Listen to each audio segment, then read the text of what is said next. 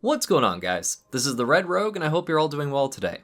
It's been a couple weeks since the Outlaw Buffs went into play, and I've been dabbling around in some keys to see what I think of them and the new build that it's been going around. For this video, we'll be talking about Venthyr Outlaw Rogues. The build I'll be discussing in this video offers a very proc-based but arguably easier playstyle that performs great in single target as well as in low target cleave situations. It's also got the added benefit of using a previously underrepresented legendary, so it can add a little something new to your playstyle if you enjoy it.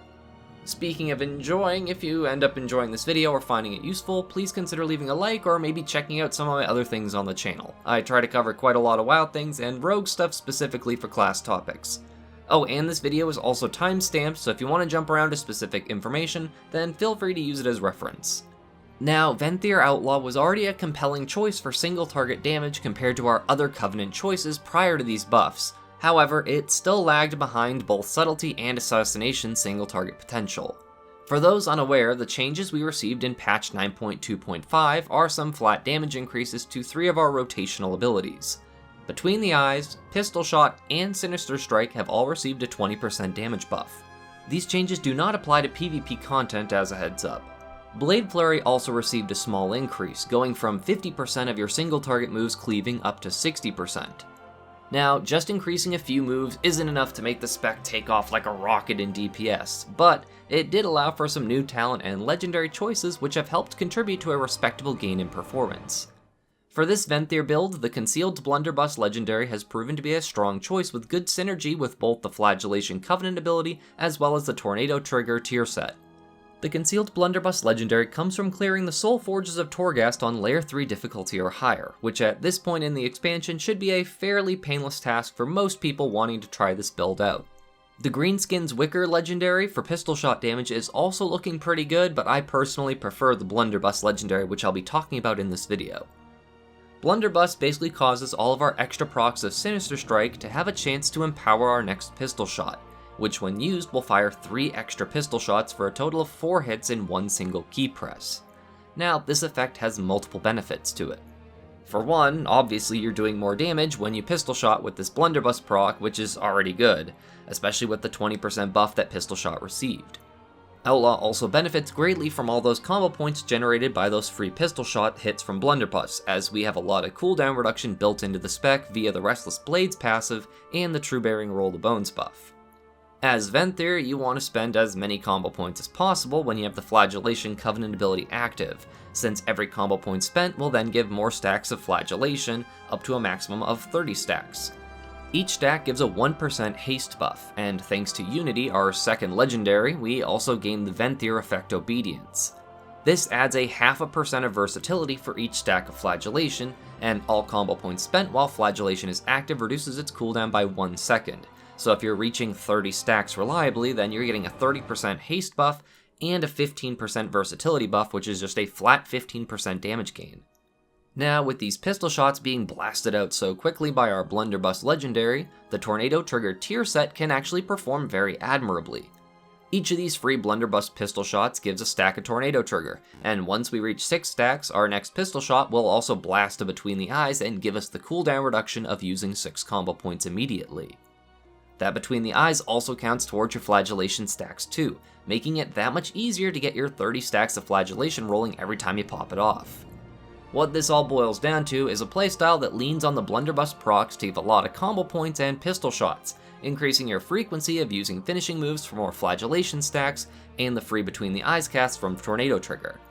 Regarding talents, I will say it's always best to sim your own character and choices via Simulation Craft or through the Raidbot's website, since you may hate or love certain choices and just not want to use what is potentially a stronger option if it impacts your playstyle too heavily.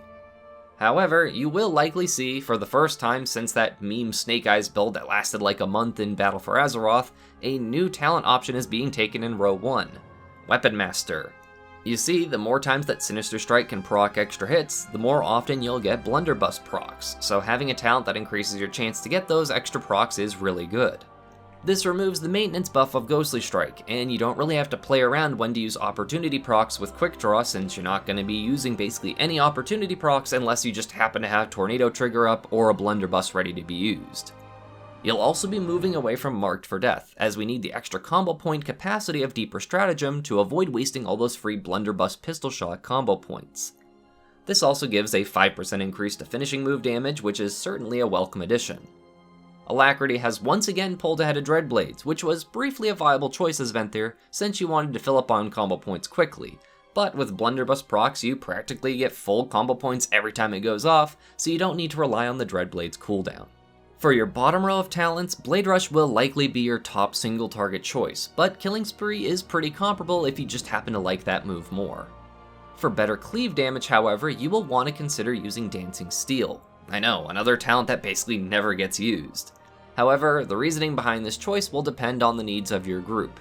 If you want more trash damage or are fighting multiple targets in a boss fight, then Dancing Steel is far and away the strongest choice. If you're more concerned with single target damage though, you will still want to lean towards Blade Rush, especially if you're not comfortable timing your Killing Spree usages, since the move will teleport you all over the place uncontrollably.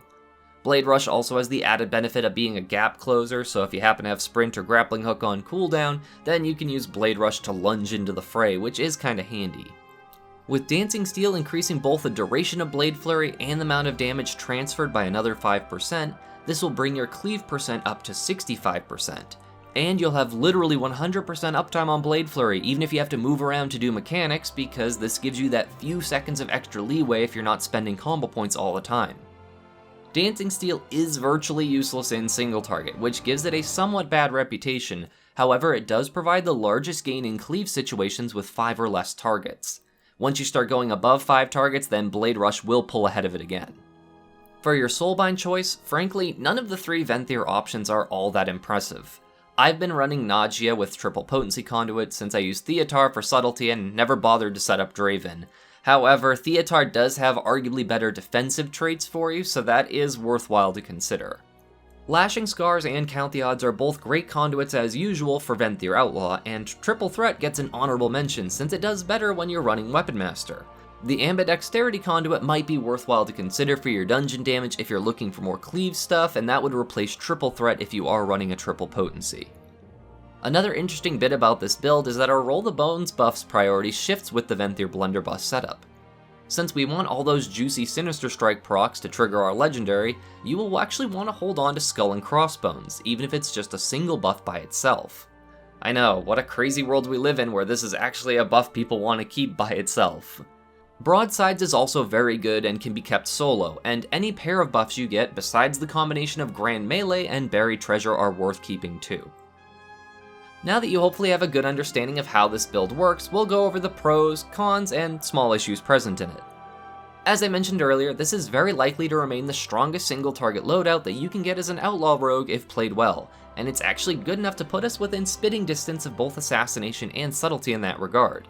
The changes to both Blade Flurry and the small buffs to several of our moves have also bumped up our low target cleave enough to be a stronger choice than the other specs for multi-target cleave fights like Prototype Pantheon, a fight that rogues have historically been performing poorly at this patch. This gain to our cleave damage translates pretty well into Mythic Plus, especially dungeons where there aren't really huge trash pulls and where it's usually like between 5 to 7 targets, so it's not quite as obvious that we're target capped still. This also comes down to what your Mythic Plus group is missing from its damage profile, because if you already have your Giga Chad Survival Hunter and your Destruction Warlock Metaslaves, then any AoE extra damage is not likely going to matter anyhow. I've done quite a few keys in the 20 to 23 range these past couple weeks with this build and found Mists of Tyrna Scythe, Theater of Pain, and Streets of Wonder were all quite refreshing to play the spec that I much prefer. Things like The Other Side and Solea's Gambit, however, are in AoE class's wet dream, so hitting 5 targets on those big Murloc pulls is just as sucky feeling as ever. The boss damage though is really pretty impressive, so it's nice to have something that the spec can do well at.